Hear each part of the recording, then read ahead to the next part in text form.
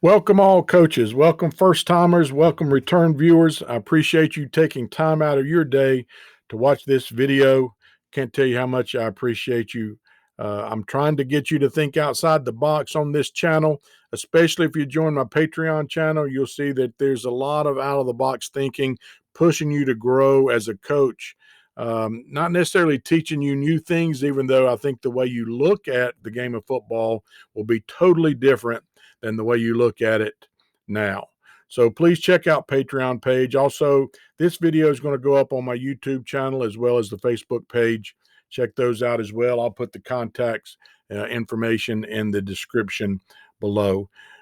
Whatever platform you're watching the video on, if you could give it a thumbs up, share the video, like it, follow it, whatever you need to do, bang that bell for those notifications. I would appreciate that very much as well. So today I want to talk about a concept, a passing concept that I call spike. Spike is a great 7-on-7 concept. Now that we're in the 7-on-7 season or about to kick off the 7-on-7 season, spike is a great play for that, but it's also a great, huge chunk play for your offense out of a spread look. So we have here, let's say the ball will be on the right hash. So we're going to put our Z and the Y is to the field. Our A and the X is into the boundary, which is why the defense has the Sam linebacker, which is highlighted in red, because that's the guy we're going to try to high-low here and influence. So he is to the field. So this is a middle open Sam linebacker, nickel linebacker, whatever defense that you're playing against, whatever they want to call it. That's what you're looking at here. So we want this concept, this spike concept begins with the two receivers to the field, both running post routes to try to clear out and occupy the corner, influence the corner and the safety. Get the corner and the safety out of the way. Try to move them, influence them to roll towards from the field, roll towards the middle of the field slightly. The X receiver into the boundary is running you can call it a free access throw. I call it a gift route.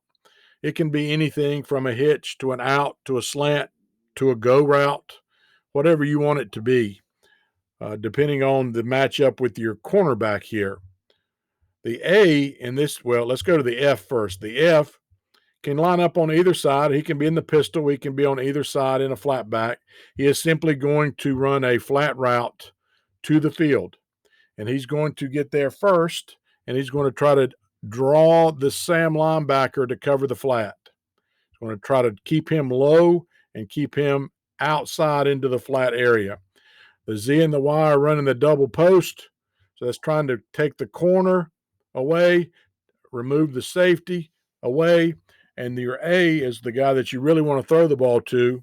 He is going to run a shallow, so he's going to release inside. He's going to run at the heels of the defensive lineman. He's going to avoid contact with the linebackers. He's going to run shallow, shallow, shallow. As soon as he exits the box, he is going to put his left foot in this picture, his left foot in the ground and spike upfield, which is why I call it spike. So shallow across the box. When he gets to the end of the box or as he is exiting the box, he is going to put his left foot in the ground and he is going to spike upfield. As he spikes upfield in this look, he is looking to get on top of the Sam, and the corner has left his area, and the A is going to get on top of the Sam while the F is below the Sam, so we get a high-low read on the Sam linebacker in this picture. The key to all of this is to make sure that the double post will influence the corner and the safety, and that your flat route by your running back will influence the Sam. If the Sam doesn't follow the flat route, then of course the quarterback can throw to him. But we really want to hit this A receiver running the spike route. As he exits the box, he's going to spike upfield. We really want to try to throw this ball to this A receiver on the spike route. That's going to lead to huge chunk plays, big plays for you in 7-on-7. It's better in the real life game of football. The I guess drawback The drawback of this play is that you need to have speed at the A spot. All right, you need to have speed, and he's aligned into the boundary, so he's not going to be that far away from the box as he runs his shallow route. But he's got to be fast because it's going to take some time for him to get into this area, and so you're going to have to worry about protection. All right, so if you want to do it out of other groupings, personnel groupings, you can easily add another running back or H back in the box to help block, so make it a 6-man protection. You could make it either 2 backs and release 1 back and let the other back block. So once again, it's a 6-man protection. So those are ideas if you're worried about protection, things that you can do to create this same type of concept. If you're playing a man-to-man team, this is ideal because the A receiver is running so far, it's very difficult to cover that route, especially since he's crossing the 2 linebacker area. So these guys will be cleared out for sure if it's man-to-man. And then, of course, one of the inside linebackers will cover the F on the flat route. And then you're running a long distance away from the man that's covering the A receiver. So it's a great man-to-man call. It's a good zone call as well. Middle open or middle closed look, it doesn't matter.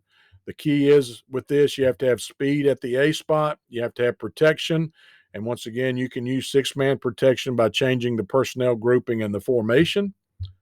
And you want to be able to influence the corner and the safety to the field to get them out of the way, clear them out, and so that you can high-low that flat defender. Or if it's man-to-man, he'll be gone because he's running with the route, and the linebacker will be inside backer will be gone running with the F. So that concludes today's video. Once again, coaches, whatever platform you're watching this video on, if it's on my Facebook page, then please share it, follow it, like the page, follow the page. YouTube, give me a thumbs up, make comments down below, drop the atomic elbow and bang that bell for those notifications. I appreciate your time, coaches, and watching my content. And also, I have a Patreon channel where I go into tremendous detail. I make daily posts, and we talk about teaching and coaching up every position. I have over 1,500 pages of information through booklets and manuals, coaching manuals for head coach. Every position, I have a positional manual. Offensive coordinator has a manual. We have series on how to attack defenses, how to create matchups. We have answer sheets that we go into great detail to provide you. It's a step-by-step process of how to run the spread with concepts. You don't have to do the exact same thing, but we have concepts that you can follow. And the way we look at the game of football through the perfect play football system is somewhat unique. So I would encourage you to look at the Patreon page, and if it's $10 a month, look at it for 1 month. If it's not what you expect, you can always cancel it with no worries.